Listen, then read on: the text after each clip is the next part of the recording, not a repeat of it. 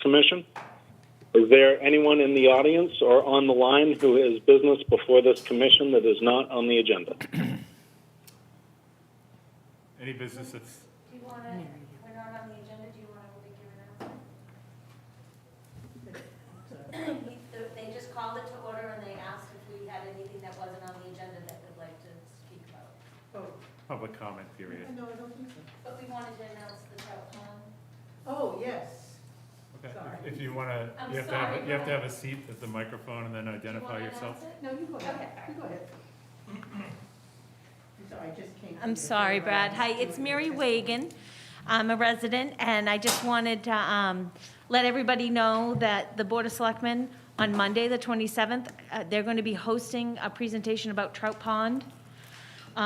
It's a professor from Brown University that did a lot of studying on the bats in Trout Pond, and we think it's going to be very interesting. Mashpee TV is going to be doing an interview with our local Mashpee Enterprise reporter, Ryan Spencer.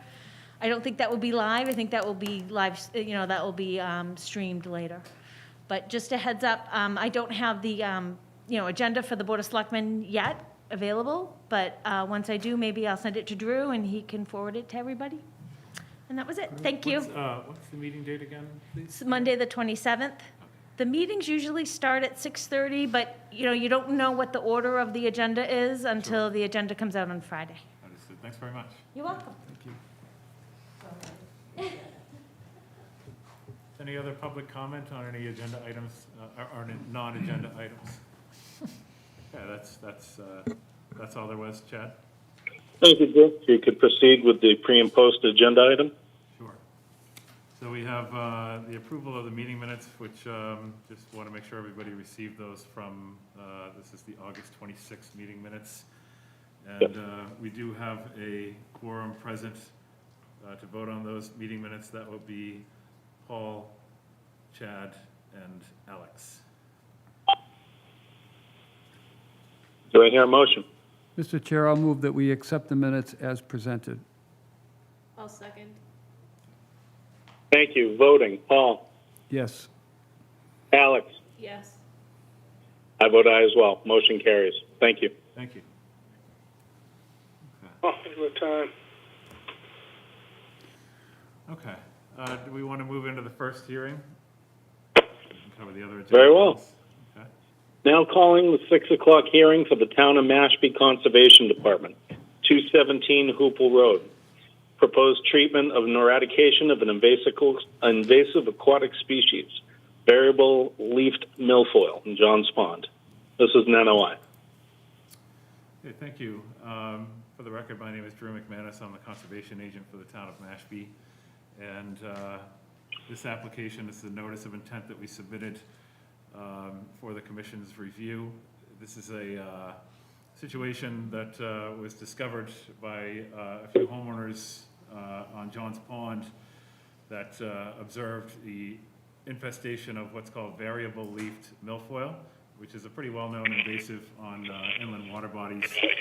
And it was discovered, and the Conservation Department was alerted to its presence, as I said, from one of the abutting homeowners, Jack Mates, was the first to let us know, and then we received subsequent communication from various abutters around the pond about the presence of milfoil. So what we did was, I went out with Mr. Mates in his boat. He was kind enough to show me around the infestation area, and subsequently we used GPS to mark out the area so we can get an idea of what the scope is. And we did that again also with the Department of Natural Resources, just so we were able to, cover this area and check around and make sure we got the full scope. And that's not to say that milfoil may not exist outside of this area, because it can spread pretty easily. But this seems to be where it's most concentrated based on our observations and feedback from users of the pond and abutting homeowners.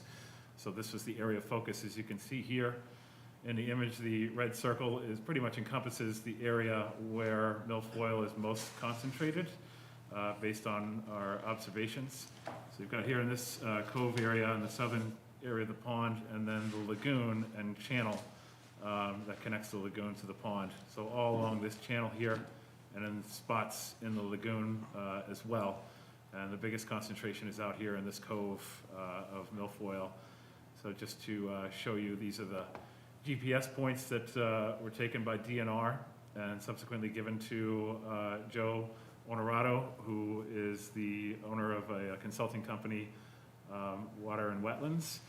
And he'll be available to answer any questions the commission may have about what we have in mind for treatment of milfoil. But I just wanted to give you the background of how it was discovered, how it was mapped, and then I can have Joe answer any questions as far as how it's going to go about proposed to be treated. So as I had said before, these are the GPS points, and then Joe created this kind of GPS map here showing what the extent, roughly is. But like I said, it could spread to other areas of the pond, and we will have that investigated as part of this project, this proposed project. It does require the application of a chemical herbicidal treatment called Procelicor. And Procelicor is a type of herbicide that is very target specific and very effective, found to be very effective in eradicating variable leaf milfoil.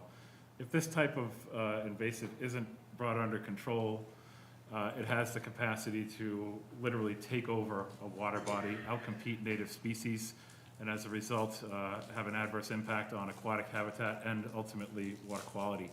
So it is something you really want to get ahead of and deal with very quickly, as quickly as you can, once it's discovered. And I'm going to read this area, as the commission may be aware. John's Pond is mapped by Massachusetts Natural Heritage and Endangered Species Program as rare species habitat. And the reason the species of concern is actually 3 different species of freshwater mussel that exist in the pond. So Natural Heritage was informed of the project and all the protocols involved when you're dealing with rare species habitat with this type of project. The type of notice of intent, the type of application we filled out. This type of project is known as a limited ecological restoration project, which means it fits specific criterion under the Wetlands Protection Act. And you have to meet this criterion in order for it to qualify for, if a project is approved, for a restoration order of conditions.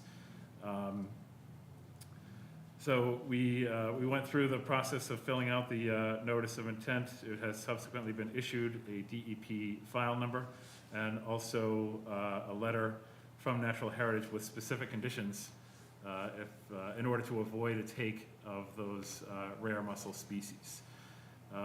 So I'm going to just briefly go over what Natural Heritage has for their conditions, which if you approve this project will be part of the order of conditions. Starting with management methods, Procelicor, the concentration of Procelicor shall not exceed 10 parts per billion in the pond at any time. Any hand pulling, which is known as an acronym DASH. And Joe, what does that acronym stand for? Yeah, that stands for Diver Assisted Suction Harvesting. Got it, thank you. So no protocols for DASH. They note that care should be taken to minimize turbidity due to the presence of state-listed mussels if DASH is one of the approaches above and beyond the application of Procelicor. The other condition is regarding authorization duration. The authorization from Natural Heritage signing off on this project and their conditions is valid for 5 years from the date of issuance. Work may be completed at any time during this 5-year period in compliance with the conditions herein. Thereafter, the applicant shall refile under the Massachusetts Endangered Species Act.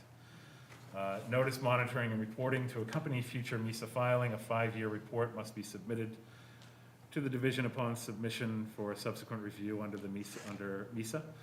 The report shall describe all work conducted pursuant to this authorization and include maps, narrative to describe areas of treatment, methods of treatment, and date of such activities.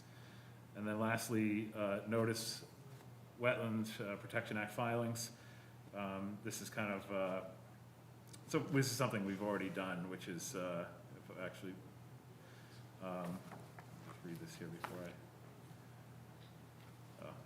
the applicant shall contact the division for written response regarding impacts to resource area habitat of state-listed wildlife, which we have done already, and this letter is the result of that. So we've gone through that process.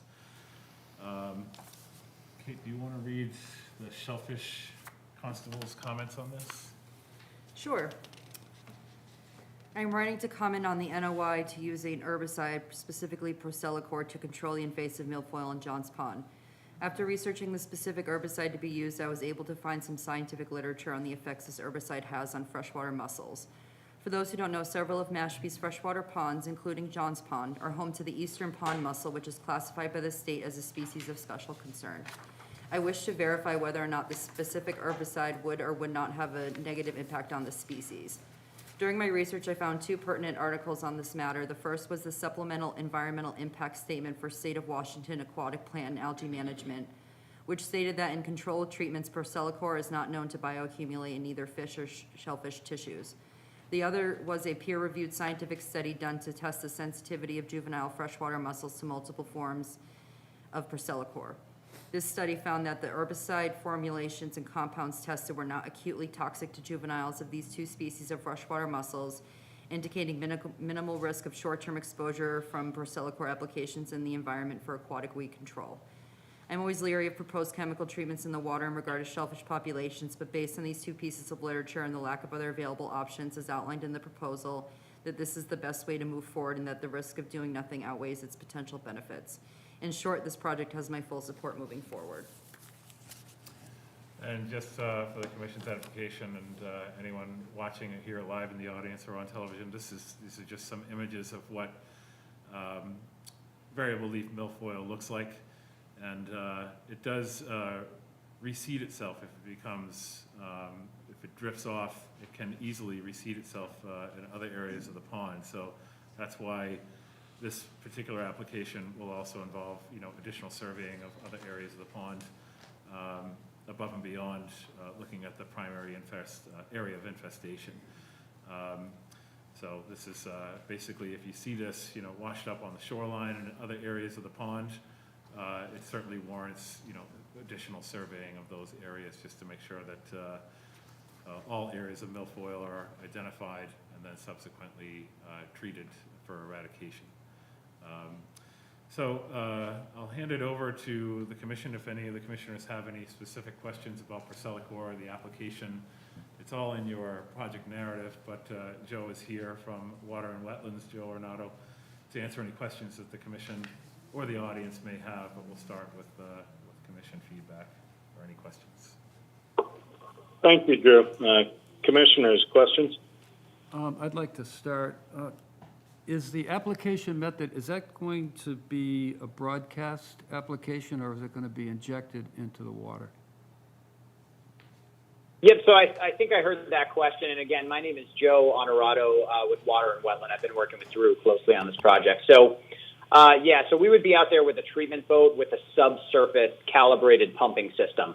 It's very, very, very little product, and that's one of the benefits to Procelicor. So over the course of 4 acres, we're literally using about 63 total ounces of product.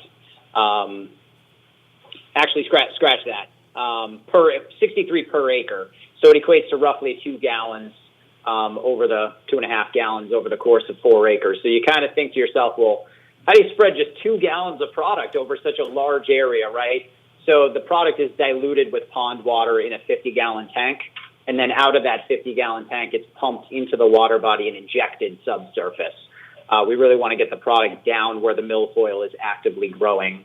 And it is a systemic product, so it basically gets uptaken by the plant and then gets down into the roots and kills the plant, unlike some of the contact herbicide options, which really just burn the plant back and give it kind of a seasonal kill. So that's kind of the benefit to Procelicor is we can get multi-year control with very, very, very little product. So there's no airborne mist of any type? Nope. So certain treatments, Phragmites and things like that, you may see a foliar application, we would call it, but not with this type of application. It's injected. Okay. Thank you. Same question. Other questions? Chad, I don't know if anyone in the audience has questions, if you want to ask for, I don't see any other questions from the commissioners. I think with you, is there anyone on the phone or in the audience who has any questions or comments on this hearing?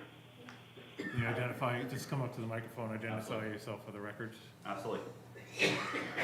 Hi, Rob Garf from 9 Set Circle, so I'm on the pond. First of all, thank you for addressing this. I've seen this up in the Adirondacks, and it's really evasive, so thanks for getting ahead of it. Two questions. One is, you mentioned you'll be surveying the rest of the lake. Is like you'll really be doing a thorough, because we've seen it in other places besides where you've identified on the map. Right, sure. Yeah, so, and communicating with Joe, we talked about, you know, what would be involved in an increased survey budget-wise. And so we have increased the budget based on his recommendation to include that additional, and Joe, correct me if I'm wrong here, but to conduct additional surveys around the pond just to make sure that other areas of milfoil infestation are documented. Yeah. I mean, in terms of my timeline, I mean, I think, Drew, you can correct me if I'm wrong, but I think we're hoping to get the treatment off the ground this year. Yes. So in my eyes, right, let's say we get approved tonight. We have the 10-day appeal period. So we want to try and get that survey done right away within that 10-day appeal period. Really survey the lake using visual observation, a throw rake. Luckily, the clarity in Johns Pond is typically incredible. I think the Secchi depth averages like 18 feet, which is great. So you can see a lot. Use a throw rake to pull up plants, and the throw rake will really analyze what plants are in there. You know, specifically milfoil is kind of the focus, but obviously if we see any other invasives or anything like that, you know, that'll come into play, and then densities are surveyed. So then we pair that with a GPS, and we can generate a map. You know, in an ideal world, I hope we don't find any other milfoil in Johns Pond. You know, I hope it was caught early enough by that homeowner that recognized it in that lagoon and channel, and it's, you see, you know, I don't know if, Drew, I don't know if you want to scroll back up to your maps just real quickly, but you kind of see, go down to the next one here, right there. The map on the right, you kind of see it's in this lagoon, it's creeping up the channel, and then at that northern end of that channel, you see that it's creeping up into the main water body. And so one of the reasons why milfoil is so, I guess, dangerous, if you will, or horrendous, or just a horrible species, right, is that, as Drew said, it spreads through fragmentation. So you get boats chopping it up, just the natural brittleness of it at the end of the season.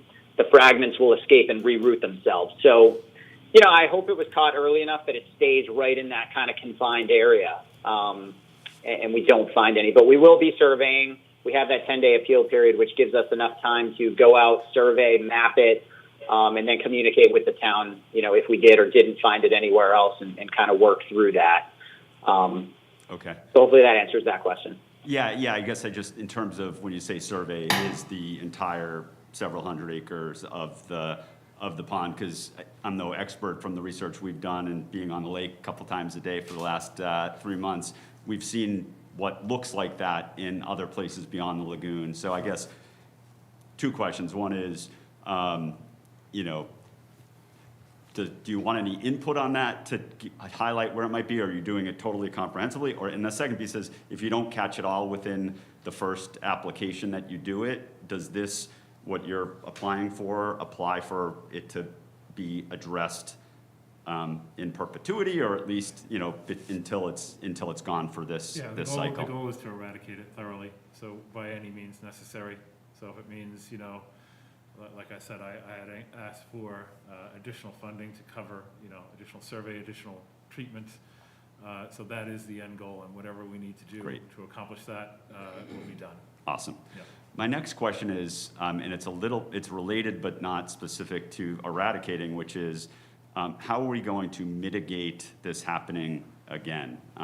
Where it's happening and where we see it is where people who fish and bring boats in from outside typically are. So there's, you know, some correlation there, and it feels like if we do this now and we don't get to the root cause, no pun intended, I don't know if that's a pun or not, but if we don't get to the root cause, this will continue to happen. Sure. So, I mean, I think that, you know, public outreach and education is a huge component of that, having proper signage at the boat landings. As far as anything, you know, above and beyond that, and just, you know, education to Because it probably is coming from, visitors to the pond. Yep.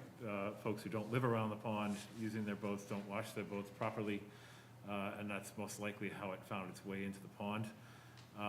As far as anything above and beyond, making sure that signage is clear and visible at all well, there's only one public boat landing at John's Pond.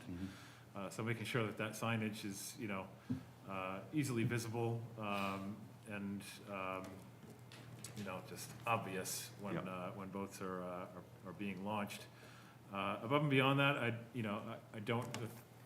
think what would be, the next best measure is to have staff at the boat landings, but I can't really speak to that because there's no plan for that. It requires a budget for that, and it would really have to go before the Board of Selectmen, town manager, to figure all that out. But we would certainly, advocate for it now that, the precedent has been established that an infestation is there, lends more, weight to further oversight and more precautions in any manner possible to make sure that this doesn't happen again. So, if there's a silver lining here, that's it. It's that increased awareness and doing whatever we can, to make that awareness as comprehensive as possible. Yeah, I appreciate that. Maybe it's outside the purview again of this discussion, but I'd love to talk about how we actually approach that in terms of the mitigation. You mentioned staff. If there are any tools we can put so that the people who come with the boats actually have something to remove proactively the milfoil. Again, to maybe follow some best practices that are done around that we've seen based on research and experience. It is a state-run boat ramp, so there would have to be some, authorization from the state as far as if you're putting in new infrastructure there, like hoses and things like that. Exactly, yeah. So that would definitely involve state correspondence. And is that led by citizens like me, or is this something that is driven? How does that work? Having it start with concerned citizens is the best way to have it start, absolutely. Okay.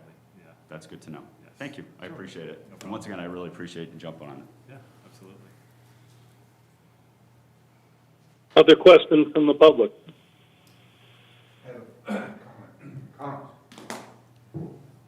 Hi, my name is Jack Mates. I've been on Johns Pond, 53 Hoop Hole Road. I've been on Johns Pond since 1956. And back in the day, they say today you have 18 feet of visibility. Back then it was probably 25 or 30. But the pond has been very, very pristine over the years. And I just want to thank the Conservation Commission for jumping on this as fast as they did. And I encourage everyone to approve this eradication process that Drew is proposing tonight. Thank you. Thank you, Jack, for all your efforts in making this known. Very much appreciated. Other questions or comments from the public or from commissioners? I just have one thing. Is there a private boat launch in James Circle? There is. Can we get, is there a homeowners association there? There is. John's Pond Estates, I believe, is the... Yeah, I wonder if we can contact them and see if they would be amenable to some signage at that ramp.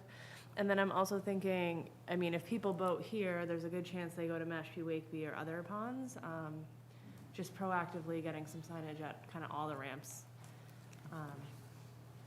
Just a thought. Yeah, no, it's a good idea.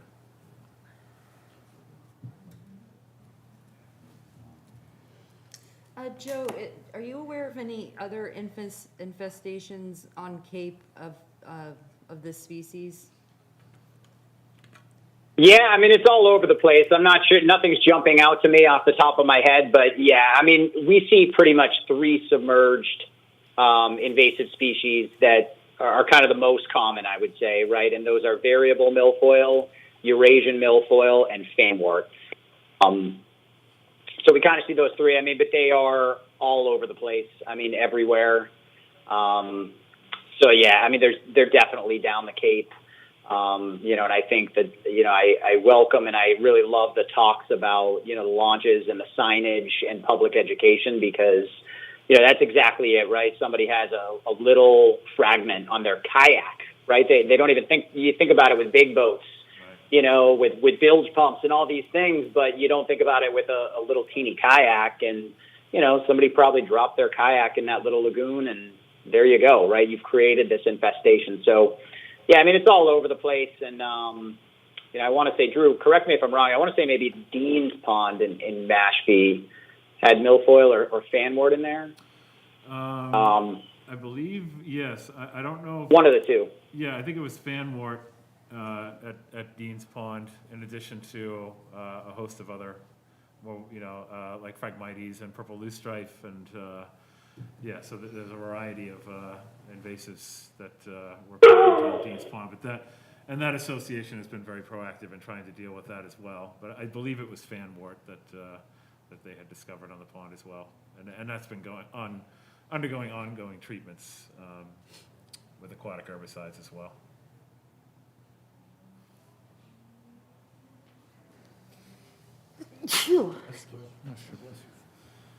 Other questions and comments? I don't think so. Hearing none, we'll entertain a motion. This is an NOI.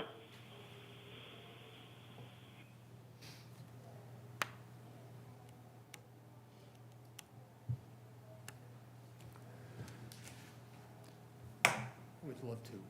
Any further discussion before we have a motion?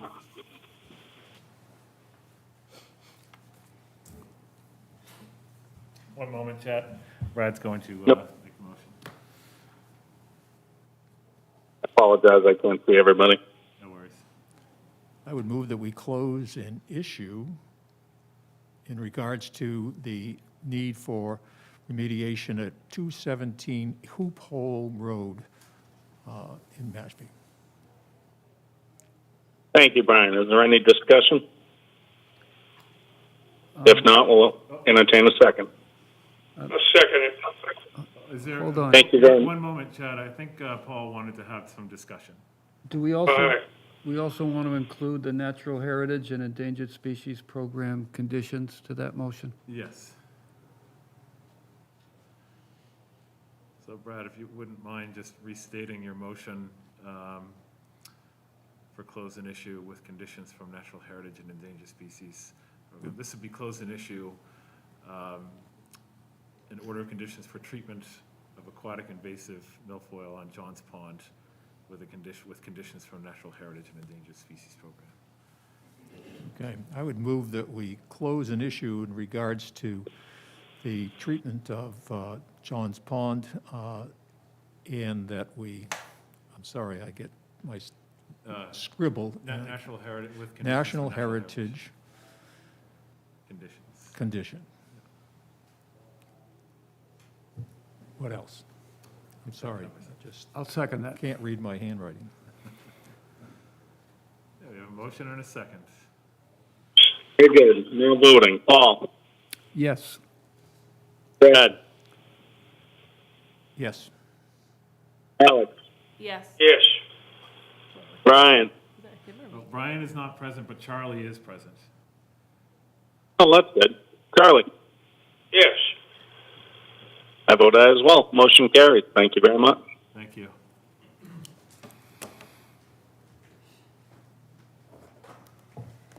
The second to exchange the paperwork?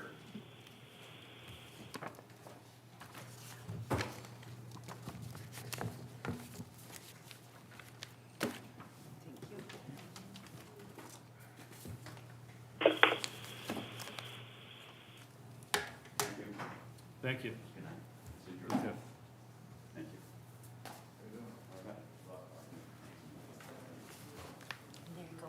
Thank you.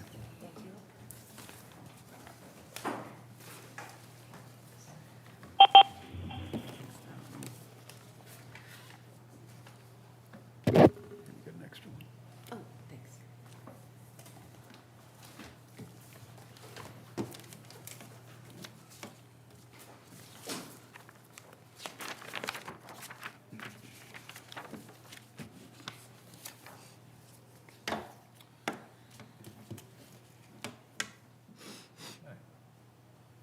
Everybody go, Drew? good? Yep, everyone all set. I think we're all set, Chad. Okay, thank you very much. Now calling to order the 603 hearing for 36 Summersea LLC, 36 Summersea Road, proposed demolition and reconstruction of single-family home with associated landscaping and hardscaping modifications, septic system upgrade, and mitigation planting. Representative is Sweet Star Engineering. This is an NOI.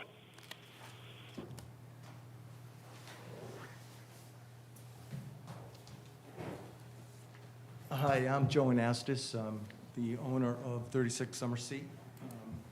Sweetser is not here, so I guess I'll be representing myself.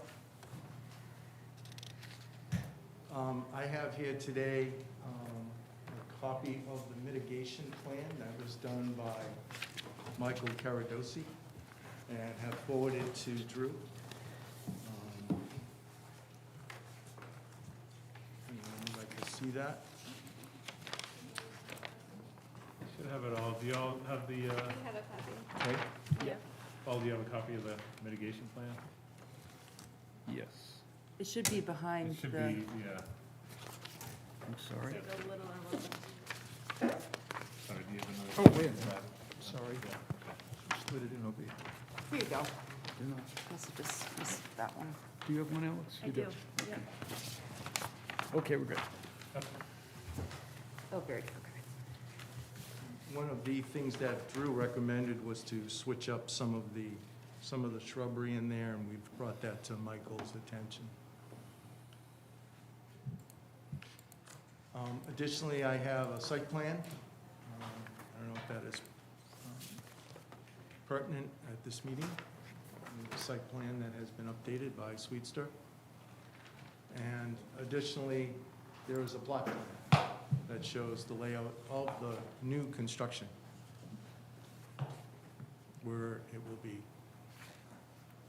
Joe, can you give some background for the commission's benefit, because this was continued, so do you want to refresh their memories on what the overall project is? Yes, so I purchased this property in May, and for the purpose of knocking it down and building a new home. It's been sitting there in New Seabury for years, vacant. I don't know if they had a hard time trying to sell it. It's definitely a tear down. And I walked into the building and looked out the deck and saw a little peek of the water, and walked back out and said, I'll take it. And probably within the next 3 or 4 weeks, I got a buyer that's interested in me building them a custom home on the property. Have gone through that process and have signed a P&S, and am waiting to go to the next step. Are the commissioners familiar with the original presentation from Sweetser Engineering as far as how this project relates to the Wetlands Protection Act? Or do you feel that needs to be gone over again? I would just ask, has the enforcement order been issued? Yes. Has there been any work So to it's date on that? literally just issued yesterday. Oh, okay. Yeah, yeah. So I'll just go over some of the history of the project. So you can see this is the location of the property. It borders a pretty extensive salt marsh off of in between Summersea and Little Neck Lane in New Seabury. Your resource areas are Coastal Bank. Actually, sorry, this is a cut and paste. There is no riverfront here, but it's Coastal Bank, buffer zone to Coastal Bank, and buffer zone to salt marsh and land subject to coastal storm flowage. So please disregard the description down here for riverfront. That's not pertinent to this site. So here you have some photos of the site. Top photo here, looking at the property from the road. So you've got a lot of overgrown ornamental vegetation, as Joe had described. The property hasn't had much maintenance over the years, so it's a pretty overgrown, non-maintained state. Top right photo, looking from the front of the house back out in the driveway area. You've got some native trees here, and then mostly overgrown ornamentals fronting the home. Bottom left photo, just looking off to the side, these stakes are the proposed footprint. House corners, looking at the property from the road. This would be on the left-hand side. This is top left, looking at the back deck, and because they couldn't put in staking here to show the actual deck footprint, they just spray painted deck just to indicate where the footprint of proposed deck is going. Then looking up on the deck out towards the backyard where this fence is pretty much the top of the coastal bank. That's where the start of the top of the slope is. And then you can see here from the bottom left photo, it's a fairly well vegetated, thickly vegetated coastal bank. And then looking at, this is underneath the deck on the opposite side, so right side looking at from the street, right side of the back side of the home, where there's an existing shed and some hardscaping retaining wall here. And you've got some other non-native tree species and vegetation coming into this area, this side of the home. So basically, the last time this was brought before the commission, we didn't have any, this plan here, which is the plan that you all were presented with in the beginning when this was first presented. And it showed some areas of mitigation which were identified, I believe, as creeping juniper in this area here, highlighted with the green symbols. But in the NOI narrative, there were other areas of mitigation that were described but weren't shown on the plan. And then as you can see from this plan here, it didn't show anything other than the house footprint and the septic. But no, and then indication of lawn areas, but we weren't sure what the percentage of lawn coverage was proposed, and it can't be more than 10%. So all of those missing details about the landscaping and hardscaping, all within this line here. This is the 100-foot buffer to the top of the coastal bank. So anything landward towards the road past this line is outside of wetlands jurisdiction. There's a slight part of the leach field that's within this line, but anything past this delineation is outside of jurisdiction. So from here all the way out towards the wetland is all within jurisdiction.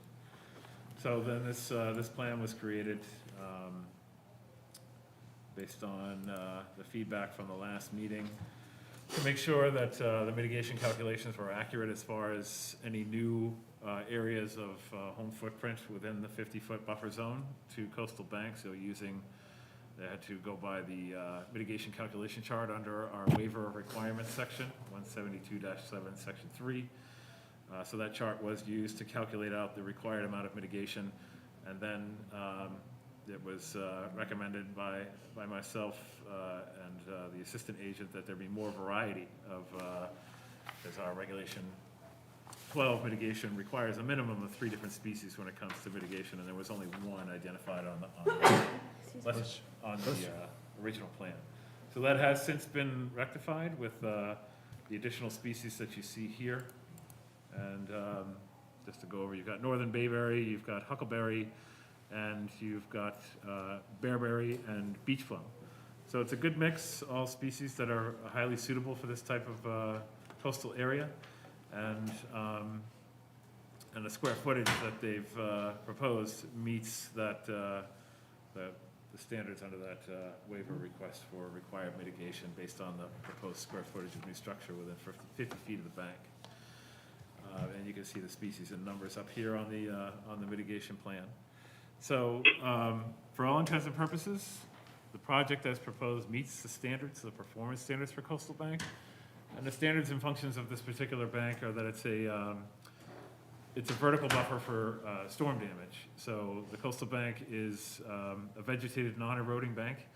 It does not serve as a sediment source coastal bank because there are no, because it is non-eroding, and it does not contribute sediment to any other resource areas such as coastal beach and coastal dune. They're simply not present in this area. So that is the function of the bank, and no part of the proposal is impacting the bank or occurring on the bank. So it meets those performance standards. Bank is not going to be destabilized by any of these activities, and as long as proper erosion control is put in, there won't be any impact to the bank, and as long as that erosion control is maintained throughout the construction, demolition and construction, if the project is approved.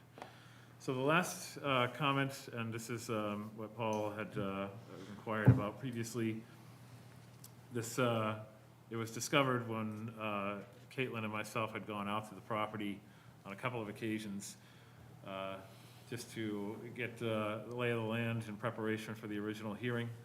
And we observed some tree removal on the bank. Started out with observation of a few trees, 2 to 3 trees, and then in subsequent site visits, it ended up being a total of 9 trees cut on the coastal bank itself. This resulted in the issuance of an enforcement order. 8 of those 9 trees were mature-sized trees. So when you talk about the level of violation that this presented, it's significant. Anytime you denude, cut, remove, alter vegetation directly in a resource area, it's a serious violation. Property owner has informed us that he was unaware of any of the activities that took place. We're only left to conclude that this was done by a previous property owner. However, based on the condition of the stumps, the condition of the trees, because they're all left currently on the bank, they were just cut and left. This work took place within the last few months and no longer than a year at most. And that's based on our experience of observing cut trees previous violations. So we feel confident that this cutting was relatively recent. We don't have any evidence to point to who actually did the cutting, but as the current owner of the property, Joe is responsible for this situation. So as such, we issued an enforcement order yesterday. I sent out the details to the homeowner. And it's my recommendation that if the commission were to approve this project, and bear in mind it does meet the performance standards with this situation of a violation, that your approval be conditioned to require what I would word as substantial compliance with the enforcement order in order for any commencement of work to proceed. And that includes demolition of the existing home and construction of a new home. So as far as what does that mean, substantial compliance, I would put at a minimum that a mitigation plan be presented and approved by the commission. I understand that the homeowner, the property owner, is under a deadline to get this work done. He's in a purchase and sale agreement, and he can provide more information on that. But this violation needs to be dealt with sooner than later. And I wouldn't recommend that the commission allow any work to proceed until compliance measures have started. And that would be my minimum recommendation, is that a plan be created and approved.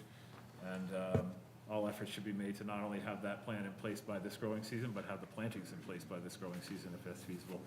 And the homeowner has engaged with a wetland consultant, Sebastian Bob Gray, who has a very good reputation, very knowledgeable wetland consultant. And so he has engaged with that service already, and hopefully we can move forward with the enforcement action as soon as possible. The first step, obviously, is to remove the trees that were cut on the bank as soon as possible. No heavy machinery, has to be done by hand. Obviously, chainsaw use is fine, but you can't use heavy machinery on such a steep coastal bank. And the enforcement order essentially lays out a series of requirements. The hiring of a wetland consultant, meeting with the consultant, the property owner on site to assess the situation and come up with the best measures to mitigate for what has happened. So whether that means trees planted, shrubs planted, a combination of the two, all of that will be hashed out with the consultant based on the existing site conditions. It is a very steep coastal bank, so tree planting in areas where trees were removed may be more disturbance, create more disturbance than it's worth. But that's the whole purpose of the site visit, is to go over the existing conditions, what has taken place, and what is most suitable to enhance the lost biomass, replace the lost biomass from the tree cutting. So all that will be hashed out. I can't really answer any questions on that at this point in time, but that is the goal, is to recapitulate that lost biomass. So, and my recommendation is to close an issue on the project with that condition that no commencement of work is to take place until a final mitigation plan is approved. May I make a statement? Thank you, Drew. Questions and comments from the commission? The applicant has a question. May I make a statement? So I think that the clearing of those trees was, disgusting. I didn't do it. I've been working in New Seabury since 2003 when I got my construction supervisor's license. I'm here today by myself. I don't have legal representation because I don't feel I need it.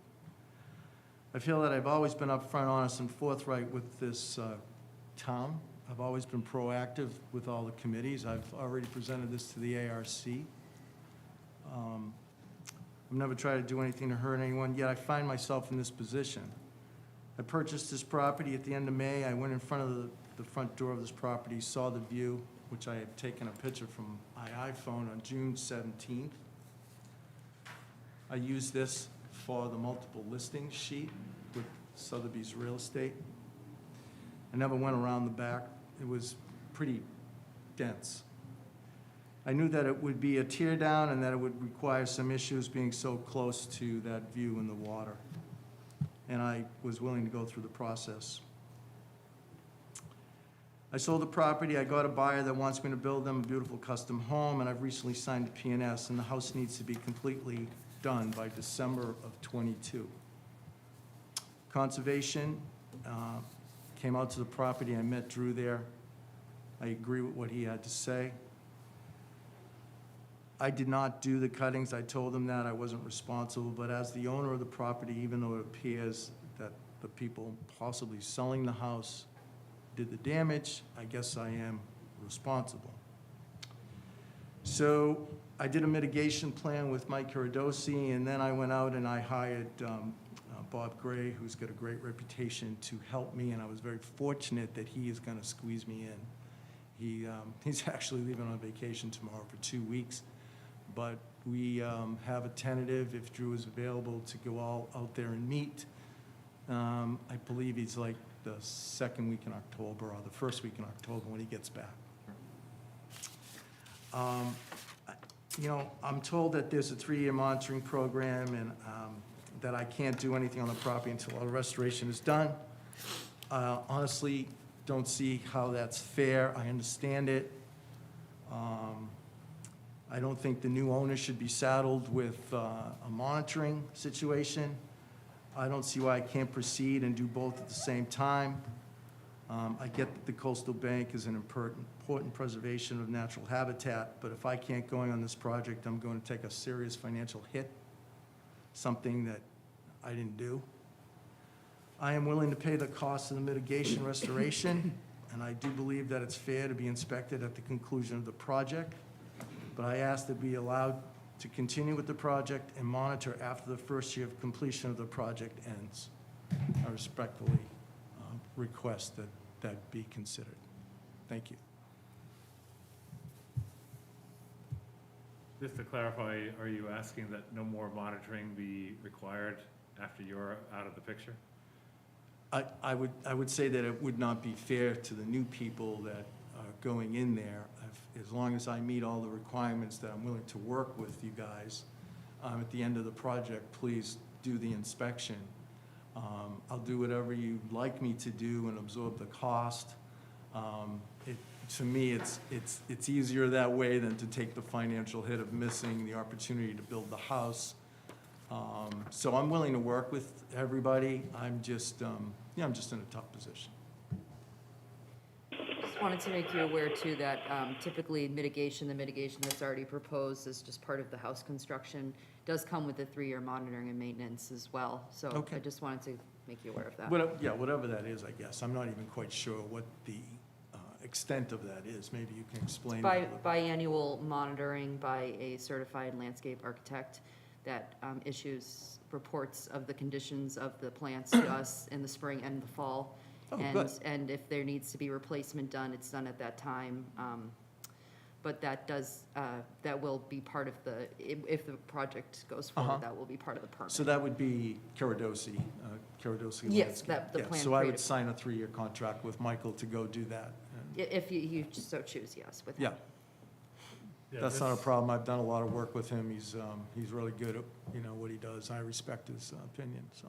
So this, the mitigation that, is forthcoming for the violation could be lumped into that, to the mitigation that you proposed for the project. The reason that I recommend a 3-year, and sometimes it can vary, it could be 1, 2, 3 years, is based on the scope of the violation. Mm-hmm. They have perfect understanding that, I know you said you didn't do it. I have no reason to disbelieve you. Thank you. But the fact is, my recommendation is really based on ensuring that not only these mitigation plantings are put in, based on, the scope of the violation, but they aren't just put in and neglected after 1 year. No, I get it. So when you're asking for 1 year, I don't recommend that. I don't endorse a 1 year monitoring and maintenance period. I endorse a 3-year monitoring and maintenance period. If that means you have to set up a situation in escrow with the people who are purchasing the house, however way that you figure out how that gets paid for, is really up to you. And if the commission, agrees with a 1 year based on what you're asking, that's fine, it's their decision. My recommendation is 3 years because of the scope of the violation that has taken place. I think it warrants extended monitoring and maintenance. And Drew, that's why I went out and got Bob Right. Gray, because, he's one of the most respected guys, and like I said, I'm fortunate that I was able to secure his services. He is retiring in a year from now, which then I would have to try to find someone else to take his place after that. So that's another reason why I'm asking for the 1 year. Doesn't have to be the same person who Doesn't have does to be the the, same person, yeah. Okay. It could be Kurt. This is all new to me, so. Hypothetically, yeah. And everything that we're going over as far as the requirement is written under Regulation 12 of Mashpee's Chapter 172 regulations. So if you Okay. want to read up on the more details, that's the reference for you, is Mitigation Regulation 12. Everything we're telling you about ongoing monitoring and maintenance, species diversity, how a plan should be created, the timing of all of that, and all the details is written into that regulation. Okay. If you want to take a look at it, if you have any questions on where this is coming from. Appreciate it. Yeah.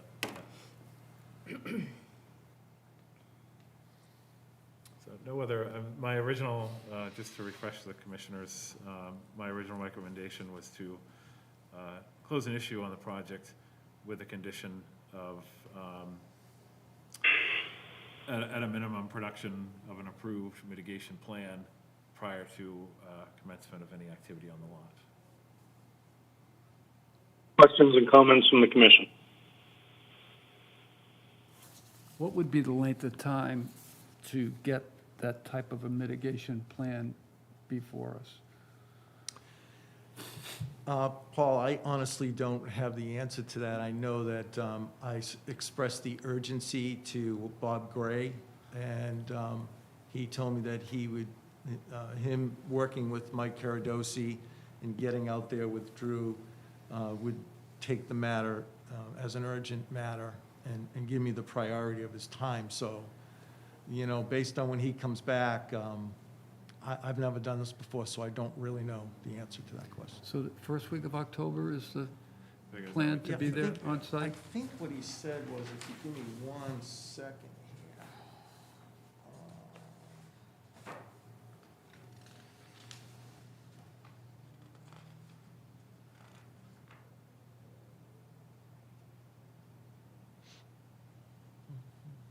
Other questions and comments? The applicant is just searching for some information based on a question from Paul. I apologize. Here we go. He said that I'm out of state till 10/10. I could meet with both I Mr. apologize. McManus, Mr. Caradosi, on October 12th to 13th, any time as directed by the enforcement order of the narrative. So, either the 12th in the morning, anytime on the 12th, or afternoon on the 13th. Sure. And when is our next meeting? October 14th.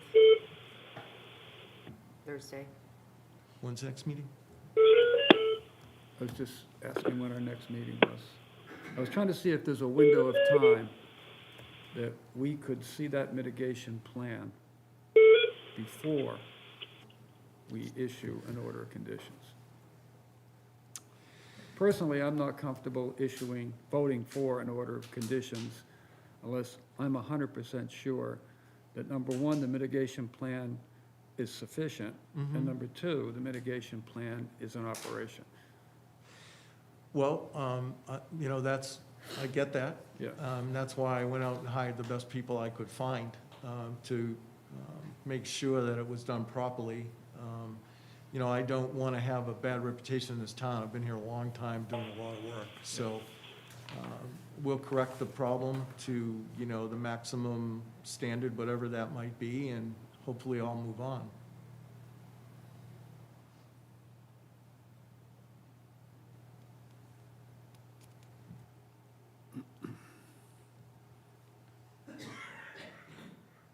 Other questions and comments from the commission? I just have a question about the area to be vista pruned. Oh, yes, thank you for How bringing that wide up. is that? Thanks for bringing that up. That was another one of the comments. So this application doesn't ask for vista pruning. There is no request for vista pruning in the original notice of intent narrative, so that is to be disregarded. Okay. It's not part of this application. Let's deal with one thing at a time. Vista pruning's already been done for all intents and purposes. Right, that's kind of what I was thinking. Well, actually, honestly, if you looked at this picture that I took on that day, and I went out there just for the heck of it today, and he took the same exact picture from the exact same spot. It's almost identical, but when you stretch it out, you can see the dead tree that had fallen down. So Yeah. it starts over here and goes this way. It's not where the actual view was, Yeah. so. So these 9 trees are in that same area? That's, no. they're No, not. they're scattered throughout the bank. They're on the left side, the right side, and down, there's one tree that was cut towards the, right around the toe of the bank. Yeah. Yeah. It's hard to tell. I mean, And I it's- do have, I have a landscaper prepared to go in there next Wednesday if you're available to come out. Yeah, that would be great. Well, I won't be, but Caitlin may. I won't be here on Wednesday, but we can make arrangements for that, or at least as long as we know and what the protocols are, you know, that there's no heavy machinery Yep. to be brought in for that cleanup work. So, Thank you. thank you for getting on that quickly. Yep.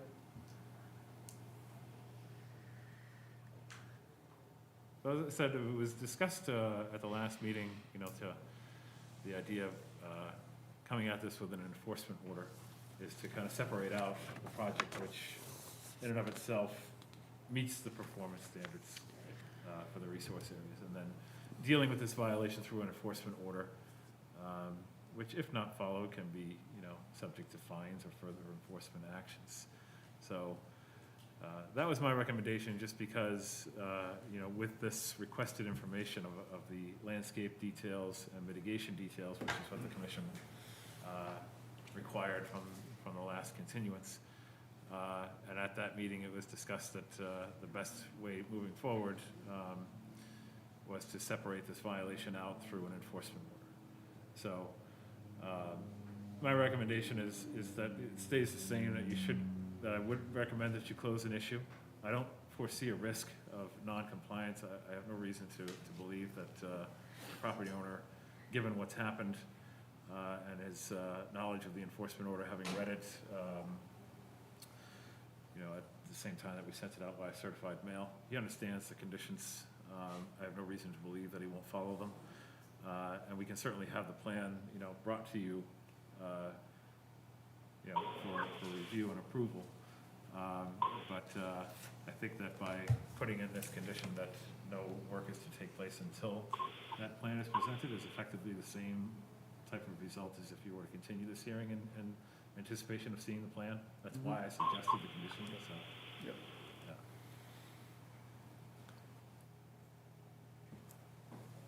Other questions and comments from the commissioners? Let me take a shot. Anyone in the audience on the phone who would like to make commentary? No public comment that we're aware of. All right, unless there's further discussion, we'll entertain a motion. This is an NOI, and there has been a condition requested by the conservation agent. I would move that we close an issue in regards to the application of, I guess it's in the name of Joe at this point. Who filed? It's, yeah, 36 Summersea LLC. 36 Summersea Road in Mashpee, with the one condition that we get a mitigation plan delivered to the commission by the meeting on 10/14, prior to any work being begun. Thank you. Thank you, Mr. C. There's no further discussion. I'll entertain a second. Second. Thank you, Charlie. Voting. Paul. Yes. Brad. Yes. Alex. Yes. Charlie. Yes. I vote aye as well. Motion carried with the condition. Thank you. Thank you. Thank you, Joe.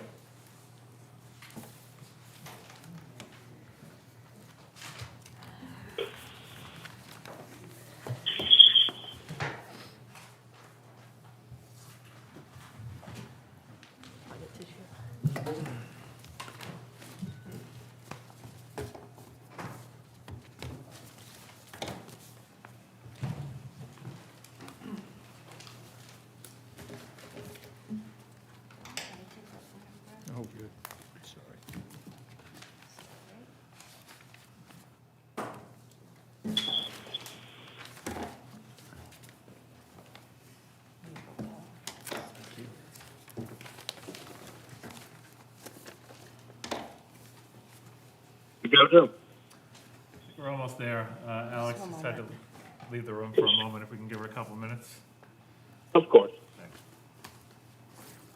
Dog is encouraging me to do the same.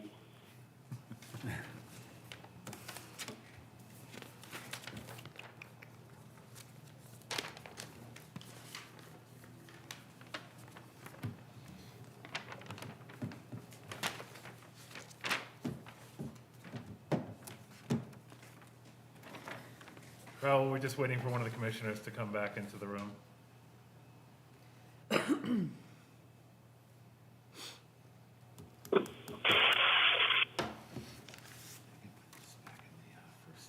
Yep.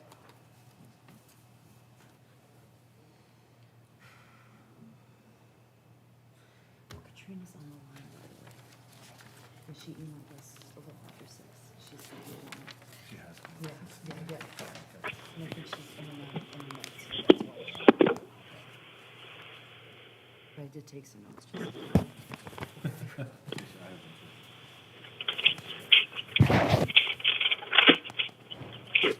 Pictures of this property that took place.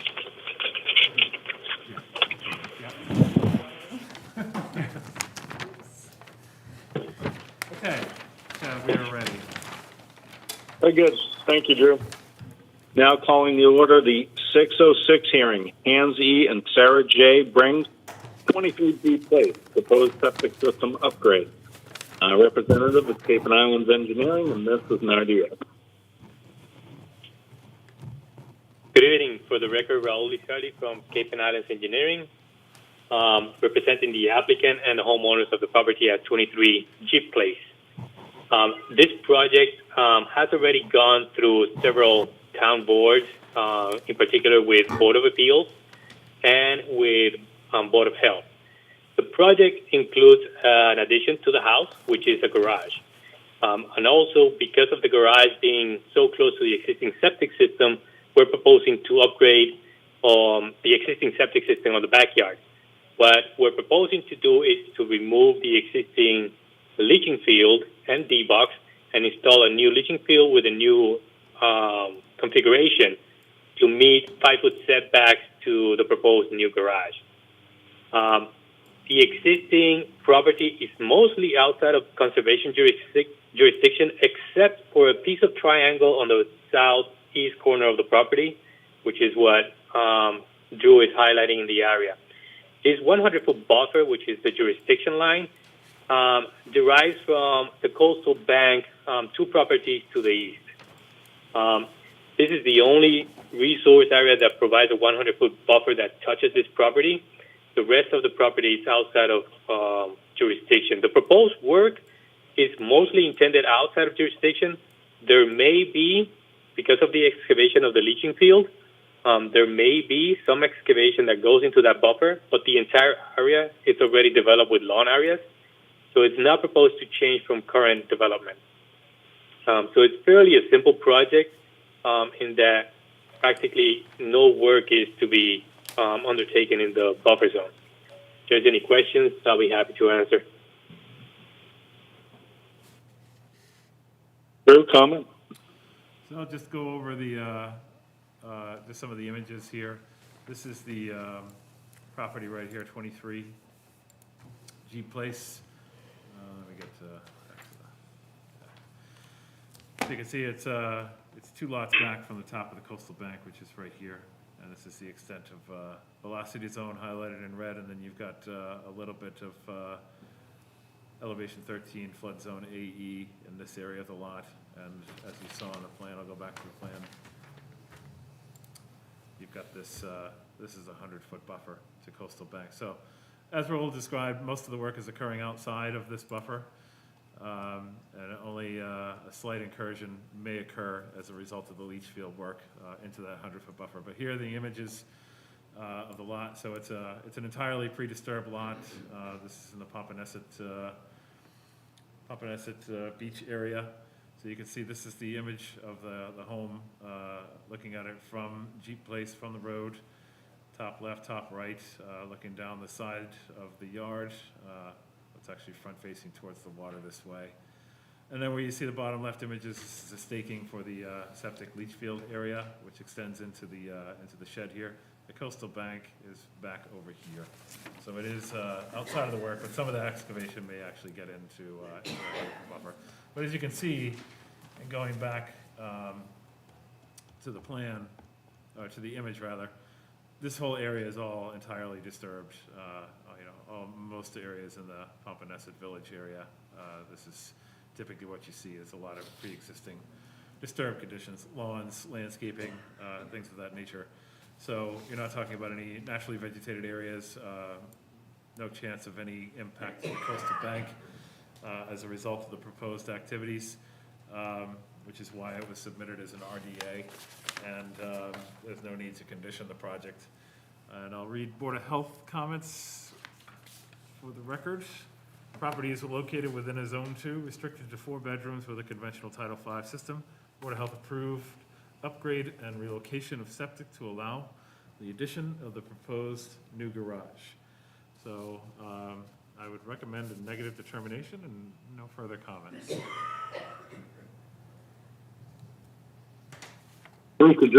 Questions, commentary from the commissioner?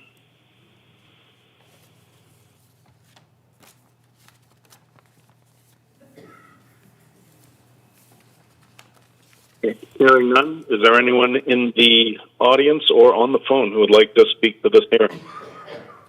Nobody calling in, and nobody's recognized or requesting comments from the audience. All right, in that case, unless there's further discussion, we'll entertain a motion. This is an RDA. I would move for a negative determination in regards to the application of Hans E. and Sarah J. Briggs at 23 Jeep Place. Thank you, Brad. Do I hear a second? Second. Thank you, Charlie. Yeah. Voting. Paul. Can I ask a question, or can we discuss? Sure. I'm sorry, I can't hear that well. Is there a question on the, before we take the vote? Paul has some discussion, has requested some discussion. When the Okay, project go, is, Paul. Sorry about that. when this project is finished up, we should be looking at the mixture of grass seeds to see if it is compliant with our regulations? Yes, although we only have very limited jurisdiction on the lot, as you can see from where the It'd just be in that one little corner. We can't condition anything outside of that because it's I not see. within jurisdiction. Okay. But it is a good point, and it is something I had actually, and Raul, this is just for your client's edification, that obviously there's going to be a lot of lawn disturbance as a result of this project. The commission strongly recommends that any sort of replacement lawn seed type adhere to the town's current lawn standards, not only under Chapter 172, but under the nitrogen control bylaw. So if that's something that can be relayed to your clients, just in the interest of trying to reduce impacts to water quality on a cumulative basis throughout town, I think I'll speak for the commission that they highly recommend that be the case. It looks to me like the existing lawn is a very high maintenance, high percentage Kentucky bluegrass mix as its existing state. And I say this with the understanding the commission only has jurisdiction in a limited portion of the lot, but it is something that we wanted to relay to your clients.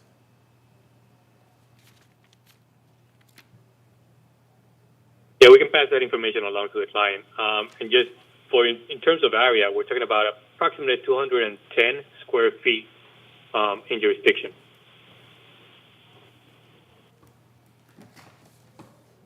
All right, is there any other discussion before we take the vote on the second by Charlie? I didn't hear that. Hearing none? He asked if there's any further discussion before the commission takes a vote on the second of the motion by Charlie. I don't hear any other further discussion. Nope. Did you hear me, Chad? There's no further discussion. Oh, okay, thank you. Voting, Paul. Yes. Brad. Yes. Alex. Yes. Charlie. Yes. I vote aye as well. Motion carries. Thank you.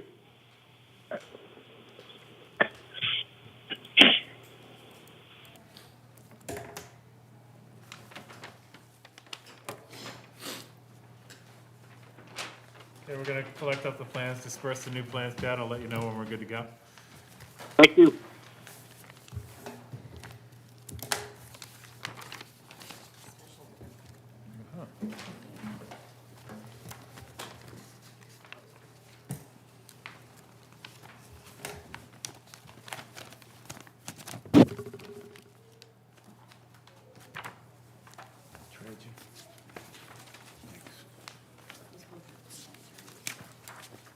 Yes, we're good.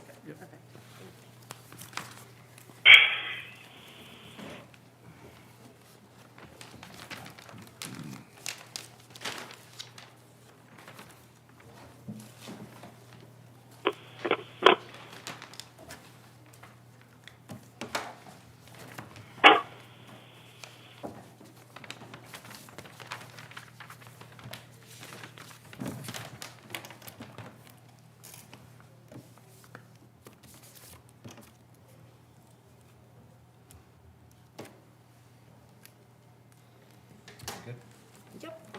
All set, Chad. All right. Thank you, guys. Now calling to order the 6:09 hearing, Town of Mashpee Department of Public Works, 664 Great Neck Road South, proposed removal and reconstruction of a boat ramp. Representatives are Cape and Islands Engineering. This is an NOI. Good evening. For the record again, I'm Raul Lizardi from Cape and Islands Engineering, representing the town of Mashpee, and in particular DPW on this project at 664 Great Neck Road South. This property has received a few orders of condition in the past couple of years for development and improvements on this property. Most recently, earlier this year, we had an order of condition to extend the float and install some shellfish propagation bins. This project is now, or this new notice of intent, is to reconstruct the existing licensed concrete boat ramp. The boat ramp has been in place for several decades now, and it's falling in a bit of disrepair. So we're proposing to remove the existing boat ramp and build a new poured-in-place concrete boat ramp in the same slope, in the same confines of the existing one. At the end of the existing boat ramp, we are proposing a scouring pad, and this scouring pad was actually approved under the last order of condition on this project. Because we will be working within the tidal range of this water body, which is Aquay Bay, we're proposing a coffer dam, and outside of the coffer dam, we're proposing a siltation boom. The other resources at or near this project are a coastal beach. There's a coastal bank because the slopes of the ramp and the driveway to the ramp define a coastal bank. There is land under the ocean, land containing shellfish, land subject to coastal storm flowage. But all the proposed work is within the existing development of the existing boat ramp. There is no proposed extension, either landward or seaward, other than what's already been approved. For this work and for the copper dam in particular to be installed, we're recommending for the existing float to be dislodged and moved up to the side. That way it allows room within the inside of the copper dam for the contractor to operate and do the construction that's needed. And it also allows some area outside of the copper dam and inside the siltation boom. So in that gap between the copper dam and the siltation boom, for some of the dewatering that would take place to be able to discharge and filter before it goes out to the bay.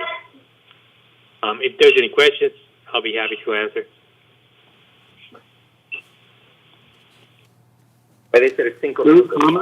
Sure. So, let me just get back to the presentation to show you the existing conditions.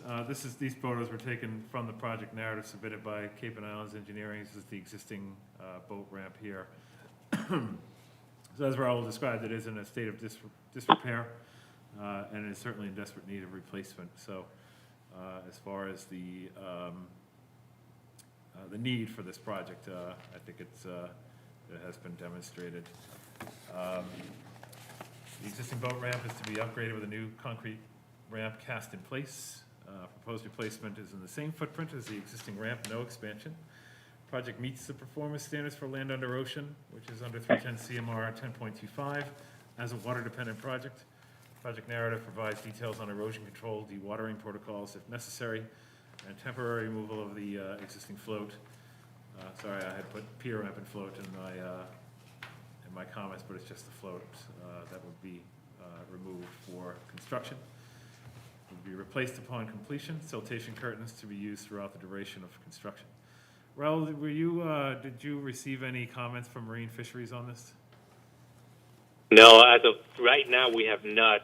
The only comment we received was a couple of days soon after we filed, where they acknowledged receipt of the application and that they were going to review it, but nothing after that. Okay. My guess is that they would have most concerns regarding siltation control. But in the absence of a comment letter from Marine Fisheries, my recommendation is that if the commission were to close an issue on this project, that said conditions, if they truly apply to this project, would be incorporated into an order of conditions at that time. And the harbor master and Shellfish Constable do not have any issue with the project going forward as well.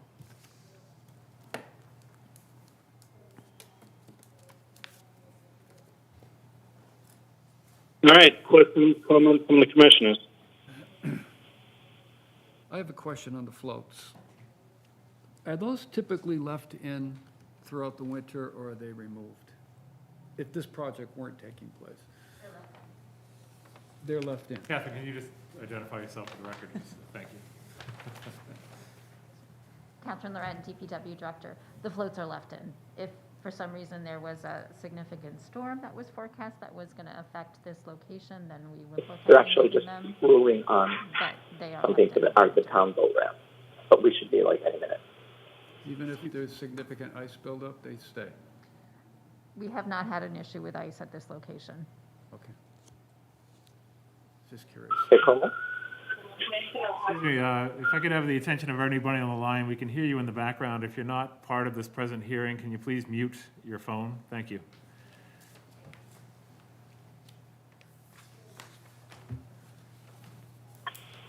I have a question.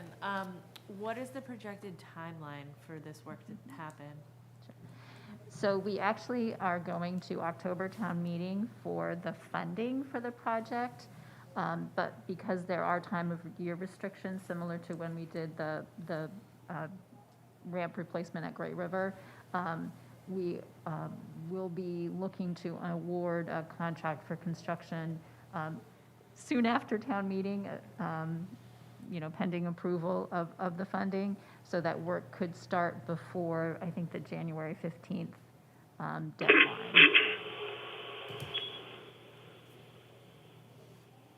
Yes, time of year restrictions, that's what Marine Fisheries will be commenting on, yes. Yeah, that's what, we're anticipating those That's what I would restrictions. anticipate, yeah. Yeah. Yeah.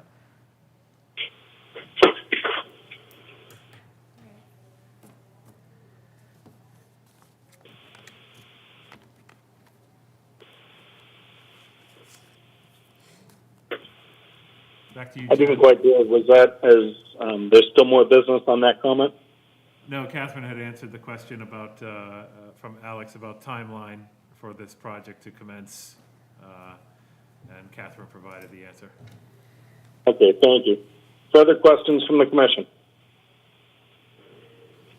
Hearing none, is there anyone in the audience or on the phone who would like to make commentary or ask a question? Nobody in the audience, nobody on the phone with comments for this application. If there's no more need for discussion, we'll entertain a motion.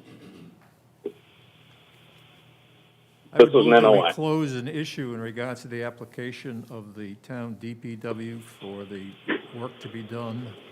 Thank you, Brad. Do I hear a second? Second. Voting, Paul. Should we include the Marine Fisheries report Oh, in that? yes, Brad, if you wouldn't mind. We have to restate the motion, Chad, just give us a moment. Brad, if you wouldn't mind. Oh, for the Marine Fisheries. Yeah, restating the motion to include Marine Fisheries comments and state the project address too. What was this last one? Yes. what was that last word that you said? Marine fisheries. Condition comments from marine fisheries. And the project addresses 664 Great Neck Road South. Okay, 664. Okay, I would move that we close an issue in regard to the application by the town DPW at 664 Great Neck Road South, with the condition that we include the marine fisheries comments. Do I hear a second? I'll second that again. Thank you, Charlie. Voting, Paul, Yes. Paul voted yes. thank you. Brad, Yes? Alex, Yes. Charlie, Yes. I vote aye as well. Motion carries. Thank you. Thank you.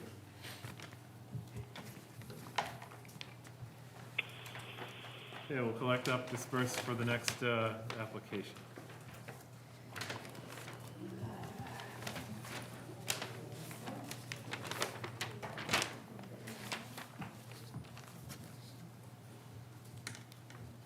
Slow, sorry.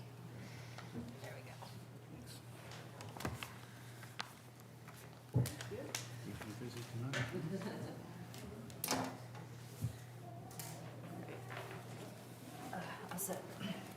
All set, Chad. All right. Now calling to order the 612 hearing for Leonardo and Maria Elsa Caruso, 43 Little Neck Lane. Proposed replacement of pier, ramp, and float. Representative, Cape and Islands Engineering. This is an NOI. Thank you, Mr. Chairman. For the record, Matt Costa, here tonight representing the applicant. Also on Zoom tonight are the applicants, Mr. and Mrs. Caruso. We're back before you with this notice of intent application. Pardon me, I've been battling allergies all week here. Might be coughing a bit. With this notice of intent application to rebuild this existing pier. Last time, at the last hearing, there were some questions, some concerns by the board. I requested to continue for the ability to supply some additional information and to hopefully work through some positive changes on the application. So tonight, I won't go through the entire application again. I just want to touch on a couple of key points. First off, the applicant is a family of 8. They have 6 children. So they have, I have submitted information in a letter dated yesterday that you should all have that has both personal watercraft and the actual boats that would be docked on the pier. In that, it includes information on the personal watercrafts, which are kayaks and paddle boards, and the 2 boats, a sailboat with a retractable keel and a 17-foot whaler. With that information, I also included the drafts for those boats. The whaler's got a 12-inch draft, and the sailboat actually has about 3 inches or so with the keel up. And that's a common type of sailboat for these areas, to get out to deeper water and then drop the keel. So just wanted to be clear on what the boats were and that they are adequate for the depths that are here. We did revise the plan, and that was presented at our last hearing, that include what we call the mooring areas, or the areas where the boat will be docked on the most seaward float. So the whaler and the sailboat will be docked on the most seaward float areas, and those are called out as mooring areas. And then the personal watercrafts will be used and docked from the most landward float. This property is unique in its shape and its topography, and that has extremely steep coastal bank. The only way down the coastal bank is via a set of elevated stairs, and that is their only way to access the water. So that is the only way for them to get the kayaks into the water. So the need for the dock is been demonstrated in the letter through the personal watercraft and the boats that are there, that the need for safely accessing the water, both for the personal watercrafts and the boats is real. This is a use for their current needs. It's not based on any sort of future needs. This project is including rebuilding existing licensed dock and moving the mooring area or the areas where the docks, where the boats are being docked, into deeper water. So there's a environmental benefit here. So we're taking that boating activity and we're moving it into deeper water. Additionally, with this new design, we're incorporating some design improvements for protection of the resource area, and that's by way of float stops. So the current float does not have float stops. The new proposed design will have float stops to protect the substrate, the resource area known as land under the ocean, and this design is an environmental improvement. We have worked, Drew has worked with the Shellfish warden and discussed things with him on this project, and he's done some more research about shellfish mitigation, and he proposed a shellfish mitigation using a formula that was derived, that was based on the proposed pier. We agree with that formula that was used, and we asked that request by the Shellfish Warden be incorporated into this application, and that will result in a fee being paid for shellfish mitigation. We did look at the site, and because of the existing conditions on the site, there isn't an opportunity. There is not an opportunity to add any buffer plantings or increase the natural areas due to the existing legal conditions. You can see the deck is essentially right at the top of the coastal bank where you start the stairs. Interestingly enough, the GIS photo that Drew pulled up actually shows a series of kayaks. So you can see, and this is probably a couple years old, you can see the kayaks are hung along the dock. And the dock must be off season because the ramp and float are out of the water. As part of my letter, I did include some Google imagery or a Google image that showed how the dock is currently used in the water. And you can see the plethora of kayaks moored around the dock. So in summary, we believe that this project meets the performance standards, that it does result in a net environmental benefit by the new design, by relocating boats into deeper water, by adding the protections to the resource areas, and by making an improvement to water quality by way of the shellfish mitigation. Therefore, we respectfully request you issue an order of conditions, and I would be happy to answer any questions. Thank you very much. Drew, comments? So I'll just go over just some images of the existing structure. And it is important to point out that this is the entirety scope of the project is for the entire fixed pier, not just float expansion, just so the commissioners are aware. It's not in regards to just that one element. It's the entire dock and pier that's proposed to be rebuilt. So you can see here this is an image taken from the top of the stairway access down to the fixed pier, leading down to the existing float. Another shot here on the right, looking at the existing float on up the existing ramp to the fixed pier and stairway up the coastal bank. So you can kind of see in this image that, as Matt had stated before, there really is no opportunity for upland mitigation. It's pre-existing non-conforming house that occupies a significant portion of the coastal bank and buffer zone thereof, with a small area behind the house, which has been already permitted for various landscaping and hardscaping projects back here. And then you've got a pretty narrow side yard here. So any opportunity for upland mitigation has really been thoroughly examined, and there's just no opportunity for it. So I'll get to my comments in regards to my recommendations for the project.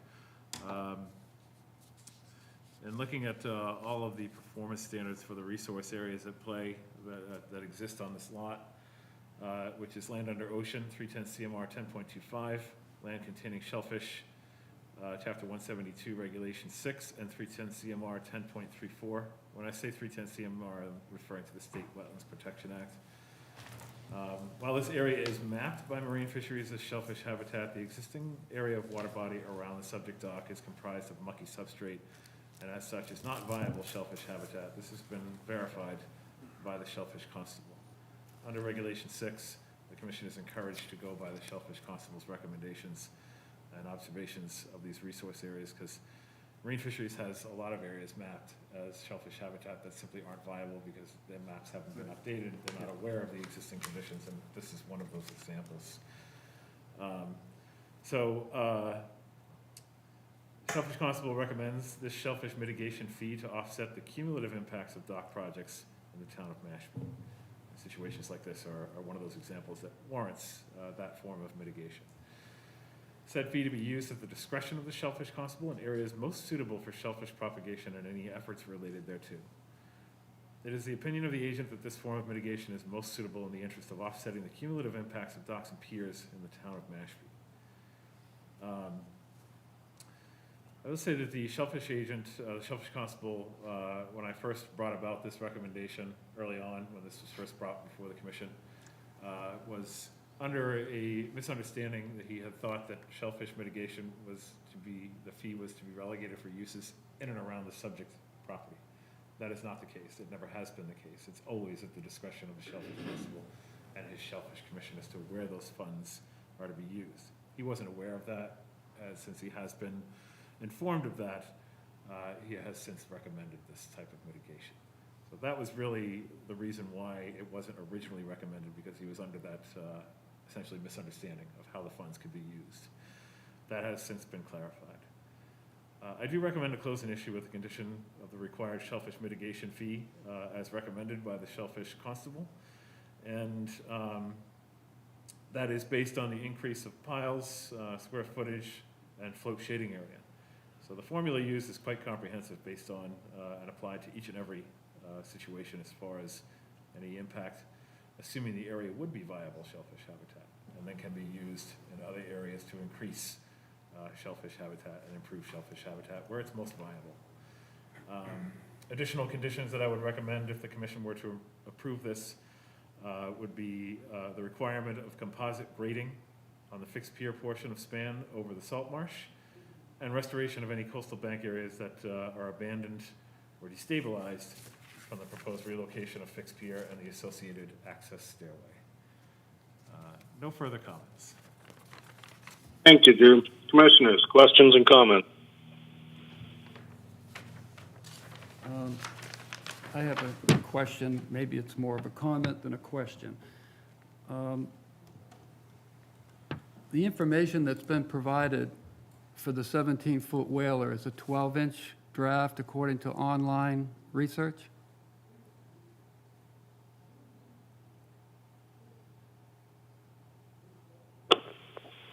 That information has been provided by the applicant. Well, that 12-inch draft is for a 17-foot Boston whaler. I own a 17-foot Boston whaler. That 12-inch draft is dry weight, no motor. Regulation 27 calls for you to provide the draft of the boat and the depth of the propulsion unit. Now, I seem to remember somewhere that it's a 115 horsepower engine. My engine's a 90, and my draft is 19 inches. So if you've got MLW soundings at 1.4, that boat won't fit unless you've got your trim all the way up.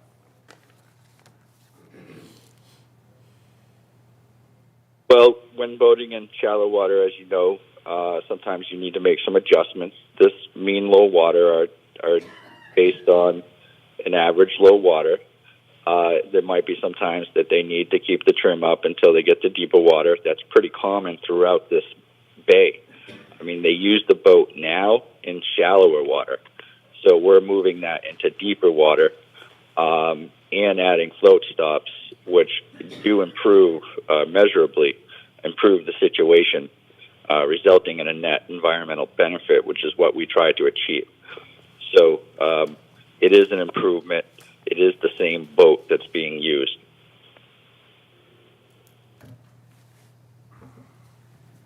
I have a question, Matt.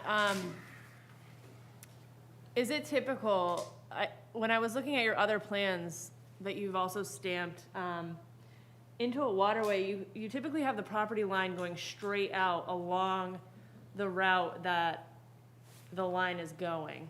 So on this one, the property line extends, it changes to basically fit this dock, which is not consistent with what I've seen for other plans that you've created. Can you explain that? Sure, that's a good observation. First thing to note is that they're not property lines. Property lines in the Commonwealth of Massachusetts stop at mean low water. Everything below mean low water is the Commonwealth of Massachusetts land. The property lines projections that are shown, there's two different methods to do that. There's one method for along straight shorelines where it's often a straight line projection of the property line. When you do have curved shorelines, there's a apportionment that goes on, and it's called the colonial method.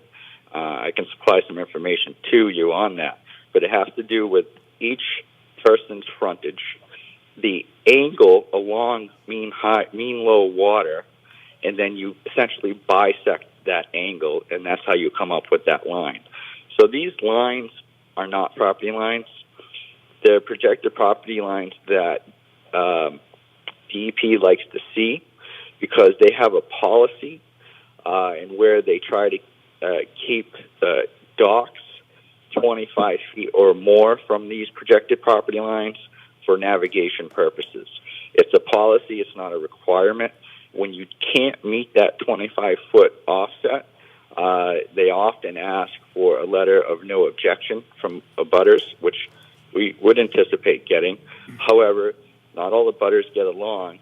Even when abutters don't get along, they do approve piers when there are no alternatives. So these property lines are based on the shape of the shoreline and the frontage for each property. These projected lines, not property lines, projected lines. Did I answer your question?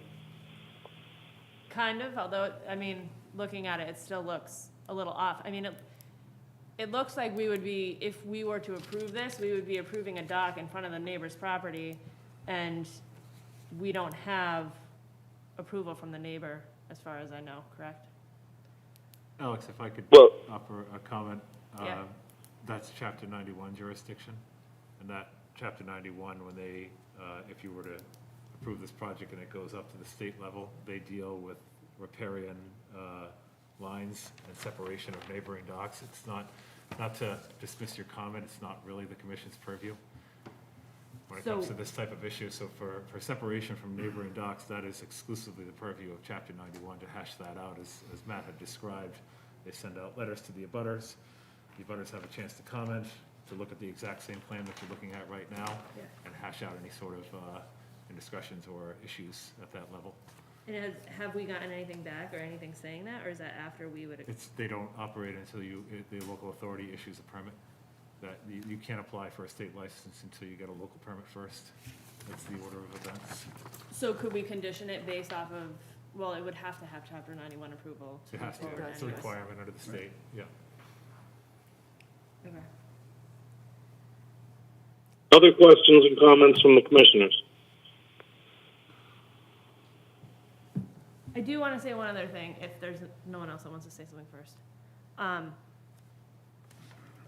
don't know, it feels weird. I mean, I'm not just going off feelings, Chad, but to say that the way it's currently being used is not great for the resource area, so this is improving it. The homeowner isn't entitled to use it the way he's currently using it. There's an assumption there being made.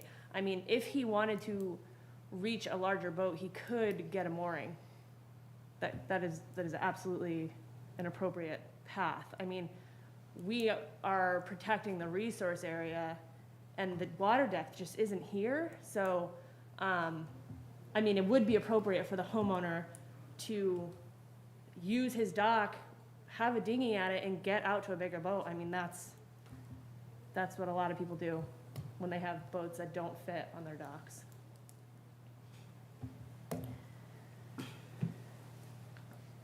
If a boat were placed on this dock, Drew, and any of the Conservation Department staff or members of the commission were to observe grounding of any kind, they would be subject to an enforcement order, would they not?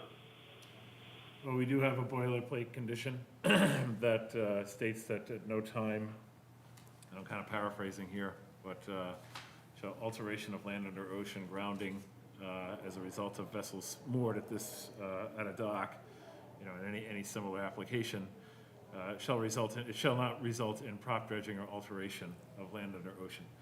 Now, having said that, the feasibility of enforcing something like that, not only for this project, but for several projects that have been approved previously, in similar settings, where you've got reasonably shallow water. But if such a condition were to be witnessed or, observed, and you can note the, you can see the activity, you can see the scouring at a random site visit, yes, it would be subject to enforcement at that time based on that boilerplate condition. So there is that type of condition in orders that we issue for all docks and piers that states you cannot cause prop dredging as a result of vessels moored at a particular dock and pier. So at a later date, if the homeowner or successive owners were to purchase a vessel that was unsuitable for that draft and damaging the seabed beneath it, we do, likely the harbor master would notice, but we do have recourse. Yes, harbor master, shellfish constable, or conservation staff. Thank you, Drew. Other questions from the commissioners?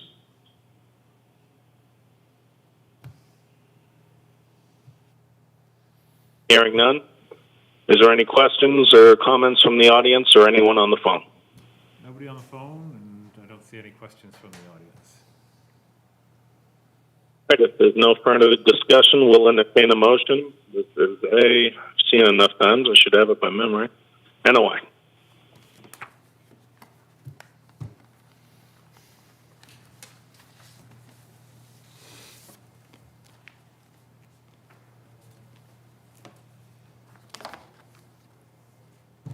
I'm just being stubborn, that's all. Let's see if anybody else wants to do it. This is fairly straightforward. I would move that we close an issue in regards to the application of the Carusos at 43 Little Neck Lane. This is an NOI, so it's a closing issue. No conditions that I heard. Oh, there are conditions, sorry. Oh, there are. Incorporation of the shellfish. Incorporation of shellfish mitigation fee. Incorporation of the shellfish fees. And requirement of composite grading over the fixed pier portion that Okay. spans Salt Marsh. We have a composite on the Fixed pier portion over fixed Salt pier Marsh. portion of the, Yeah. And any restoration of any areas that are disturbed on coastal bank as a result of the and restoration Minerals. of any damage done to the coastal bank. Thank you, Brad. If there's no further discussion, do I hear a second? I'm going to second that, Chad. Thank you, Charlie. Voting. Paul? No. Is that an A or a nay? That was a No. no. Thank you. Brad?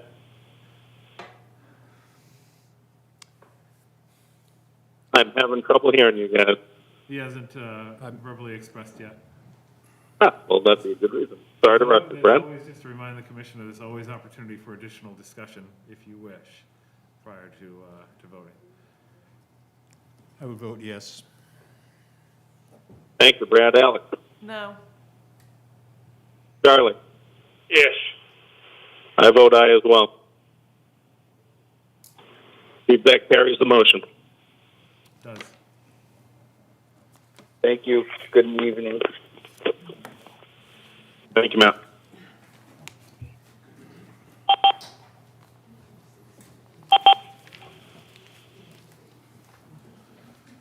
We're dispersing the plans for the final hearing of the evening.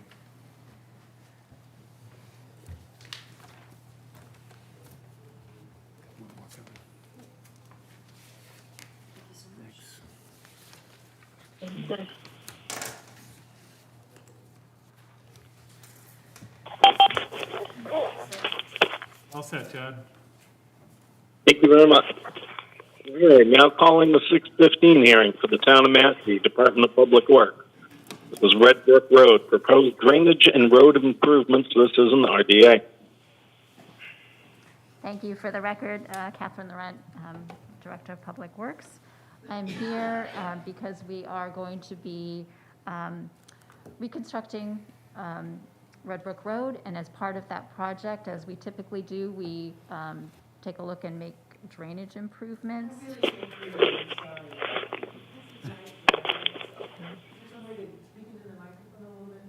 The microphone is really for recording on the television. There are 4 areas along the road where we are within 100 feet of an existing wetland. And you have some GIS maps that were provided showing those specific locations. And I have them identified by the drainage system number, system number 10. We are proposing to replace existing drainage within the road surface. We've done an inspection, and just based on age of the system, it has failed. So we're proposing to replace with additional capacity as well. All work would be done within the existing paved surface of the road. Once the entire project is complete for drainage improvements, we would be milling and paving the road. No expansion in the width of the existing pavement. The next location is I'm calling system number 12. And similar, where we have existing drainage within the roadway that we are proposing to replace. At this location, in our investigation, we found that there is high groundwater. So we are proposing, instead of using our standard catch basins, we are proposing to use galleys instead, which are a shallower type of system. Again, all work would be done within the existing paved surface. And the next 2 locations are shown on the same map, System 14 and System 14 and a half.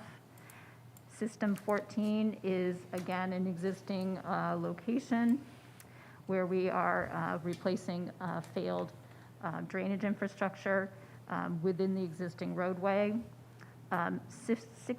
System 14 and a half is actually a new location where we're proposing to install drainage. Site observation found that there is a berm along the south side of the road, but in heavy storm events, we do get overflow on that berm, and you can see where the water has gone down to the vernal pool. So we are proposing in that location within the existing paved surface to install some drainage to eliminate that condition.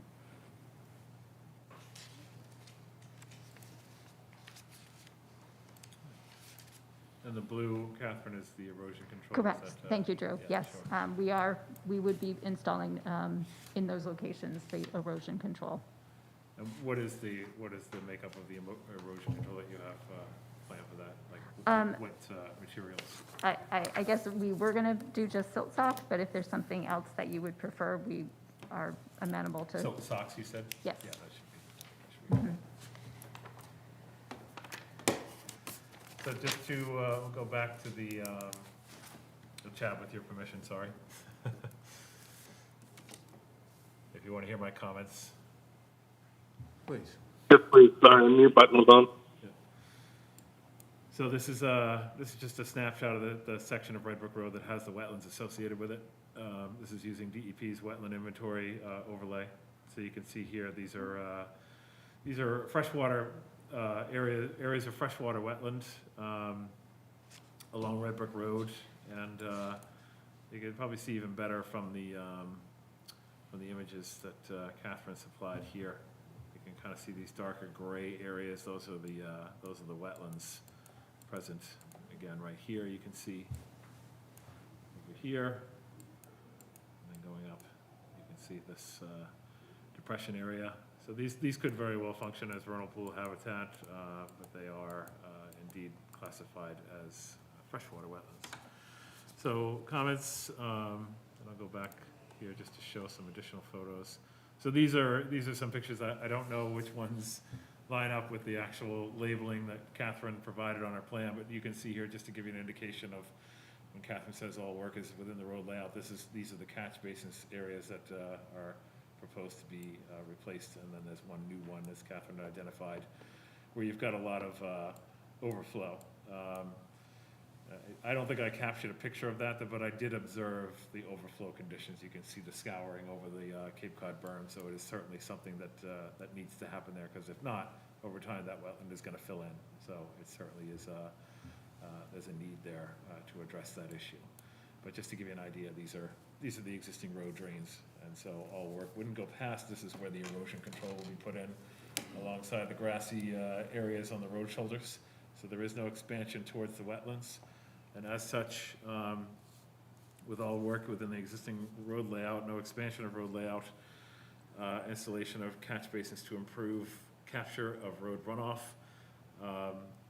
Then other work is milling and resurfacing of the road surface. Project meets the performance standards for Chapter 172 Regulation 19, freshwater wetlands, and 310 CMR 10.55 bordering vegetated wetlands, which also includes freshwater wetlands under that general category of BVW. All proposed work within the buffer zone to freshwater wetlands. Applicant has proposed erosion and runoff control measures that were shown in the images that Catherine had created for the GIS images. So that should be sufficient to protect the bordering wetlands. And as long as those, Catherine, what do you anticipate, like, the turnover for each one of these catch basins? Is it like within a day or a couple of days? Each location takes probably 2 days. 2 days. I would propose to leave the erosion control until we were completely finished with the project. Sure. So we've already started in other areas that are outside of your jurisdiction, but I expect we'll be there for another few weeks. So no other comments. I do view this as something, the type of work that should help to improve the existing conditions as far as capturing road runoff, particularly with the proposed new catch basin near that, what is likely a vernal pool location. I don't know if it's certified or not, but it certainly could function as one. So I recommend a negative determination. Thank you, Drew. Questions and comments from the commission? Jumped on top of the chairman. I'm sorry I jumped in on top of the chairman. I just wanted to ask, is this in addition to the work that's been going on for the last 2 to 3 weeks? That stuff was not in our jurisdiction? Yes, correct.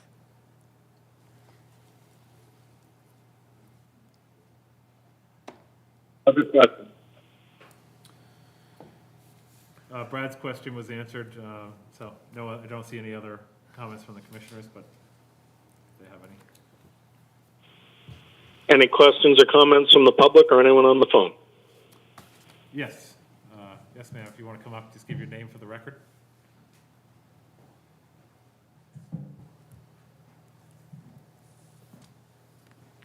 Lynn Barbie, Surf Drive. Obviously, I live right near here.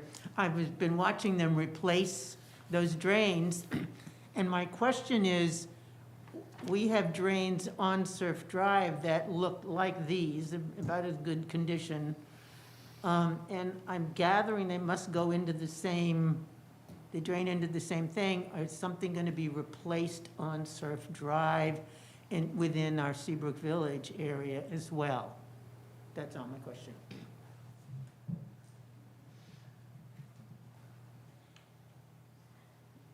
Catherine's going to answer that question. There is no work proposed on Surf Drive as part of this project. This is just on Redbrook Road. And Drew, if I can just clarify as well, we are stopping just past the intersection with Monomoskoye Road, the additional area near the town line where we're working with the town of Falmouth on a culvert project that would be done on a later date. That's not, that stretch of road is not part of this present. Correct, project. yes. Stopping just short of it. Yes, Yeah. exactly. Okay. No other questions from the audience, Chad, or nobody on the phone calling in? Thank you, Drew. Hearing that, if there's no more discussion, we'll entertain a motion. This is an RDA. I'll make a motion for a negative determination for the RDA put forward by the town of Mashpee DPW for the Redbrook Road culvert replacement project. Not culvert, it's drainage and road. Drainage improvements. Getting ahead of ourselves now. Yeah. Yeah. Thank you very much, Alex. Do I hear a second? I'll second that. Thank you, Charlie. If there's no more discussion, we'll begin voting. Paul, Yes. Brad, Yes. Alex, Yes.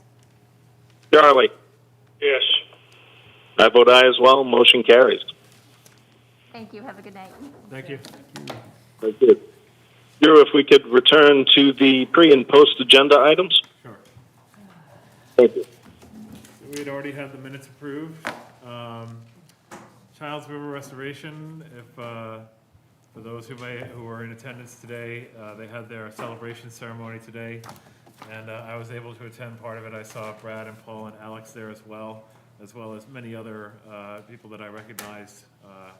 One of our selectmen, Andrew Gottlieb, various individuals from State Fish and Wildlife, Division of Ecological Restoration, U.S. Fish and Wildlife Service, basically, all the partners that are involved in the Mashpee National Wildlife Refuge, and then, of course, members of the Falmouth Rod and Gun Club, state representatives, and various state officials. So it was a very impressive showing of folks who have been involved in this process, this restoration project, and the Falmouth Rod and Gun Club really did an outstanding job of setting up this ceremony, having all kinds of information, very well organized, and recognizing all of the different contributions from local, state, and federal funding sources and technical assistance. And it really has, especially in the light of, in face of COVID, turned out to be an outstanding restoration project that I'm sure will serve as a model moving forward as far as how partnerships work, taking advantage of partnerships and overcoming obstacles. And it didn't get much harder than trying to do all of this during the time of COVID, where not only people were, not able to work, but the supply chain was interrupted. And then to cap it all off, they had all of this significant amount of rain towards the end of the project, which resulted in a tremendous amount of siltation, which had to be dealt with on the Falmouth side of things, particularly with the last stretch of replacing the road culvert under a carriage shop road. And they overcame all of that, and everything ended up being very smooth. There's still obviously some ongoing work that's taking place, but all the heavy lifting has really been accomplished. And to me, the most impressive part about this was the leadership aspect of the Falmouth Rod and Gun Club, the resources they dedicated towards this, the passion they put into it, and bringing all of this together to make this a successful restoration project. They don't sign this. No. What? Yes. Oh, 43 Little Neck. yeah, it passed. Okay. Oh, but they don't sign it, no. Yeah, Just that the- was my question. Yeah. Okay. Negative votes, don't sign. Sorry. So, very well run, I didn't want to. very well run celebration event, and Thank you for great bringing job it to all the around to everyone involved. Redbrook Road Culvert, I did give a presentation to the association members. This was on September 11th, just to introduce myself, what our department does, what we oversee, what we're responsible for, and then describing the situation at Redbrook Road and the culvert failure, and just some information about what the events are moving forward. And I hope it was well received. I did get some positive feedback from some of the folks, some of the members of the association. Tried my best to answer questions that were put forth to the best of my ability and knowledge. And with the understanding that there's still some unknowns moving forward as far as, whether or not we're going to be successful in the grant application and what the overall approach is going to be if the grant comes through, whether it's going to be funding, technical assistance, or both, and what that technical assistance, how will that pan out in terms of future plans. So, but I did emphasize that road safety is of paramount importance and is the primary driver for any actions moving forward. If that means keeping the culvert dammed up or releasing flow, whatever is in the best interest of road safety is going to take absolute precedence of any measures moving forward. And then subsequent to that, we'll be looking at the entire system ecologically and coming up with an approach that results in the most ecological enhancements based on professional expertise and input, as well as input from stakeholders, that being the local abutting residents. So they'll all be part of the process moving forward, and that was really the emphasis of my presentation. And like I said, I think it was fairly well received. And I know not everybody's going to be happy with the answers that you provide, but they were very gracious hosts, and I was happy to have the opportunity to speak to them and answer questions that they had. Anyone have any questions on it? I'm still here. There were no rotten vegetables thrown in my face. Upper Quashnet Restoration, still working on completing the first 2 phases, and we should start seeing more information soon as far as a conceptual design for restoration, so stay tuned on that. Bylaw Review Subcommittee, I'm actually starting to see a sliver of some time that I can continue to work on Mitigation Regulation 12, so there is a little bit of a light at the end of the tunnel coming where I can dedicate more time to that, but in the meantime, we've just really been focused on keeping up with current permitting activities, but it's not off the radar, and we will continue to follow up on that as time allows. Johns Pond Milfoil, obviously you've all been brought up to date on that, and I thank you for approving those order of conditions, for issuing order conditions for that. And Caitlin, do you want to update on Choptic? Sure. So we recently requested to extend the contract with Horsley Witten until October 31st in order to obtain the baseline documentation report, including the conceptual design plan and construction cost estimates. We also revised our the contract between the town of Mashpee and the in lieu fee program to extend the date of those deliverables from September 30th to October 31st. We'll also be, as part of our deliverables, we'll be creating a draft long-term mitigation plan. So that'll also be completed by December 1st, roughly. So we extended some of these deadlines, and the conservation restriction is currently being reviewed, which is also part of our deliverables, is being reviewed by the Native Land Conservancy, which will ultimately hold the CR on the property. And then after that, it'll go through review from our town council, and then Department of Fish and Game's town council, and then the Army Corps' town council. So lots of levels of approval. But we recently had our site visit out there, I believe it was about a couple weeks ago, about a week ago, with the in lieu fee program and with Neil Price from Horsley Witten. So we did hash out just some of our overall goals for the project, which again is to recapitulate wetland habitat in the area. So I think that was it. That covers it. Thank you. One last thing that we wanted, and we just kind of added this to the agenda just because we realized it was a kind of a recent issue that we should get your endorsement for. And if I could ask the chairman permission to take a roll call vote of endorsement for this. This is, we have a few gates for our conservation lands around town that do not have Knox boxes on them.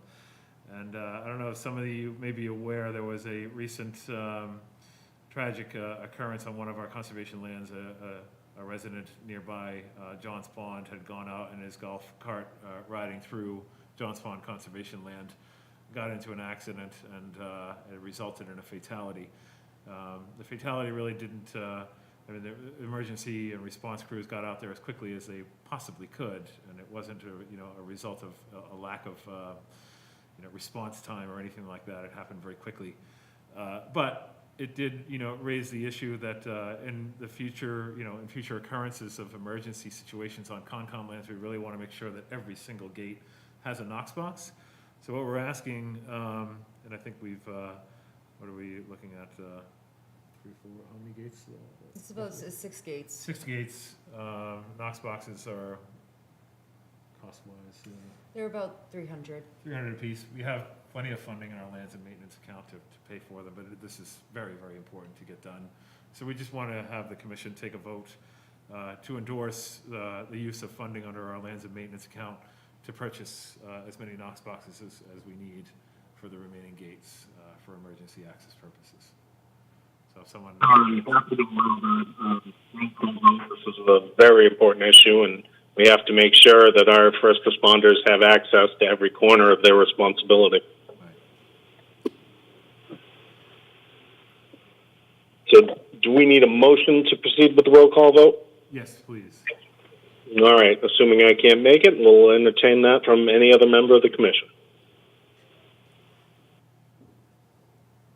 The motion would be I make a motion for a roll call vote. Mr. Chairman, I'll make a motion for a roll call vote to use, excuse me, use our funding to... Thank you. Oh, he's not done with the motion yet.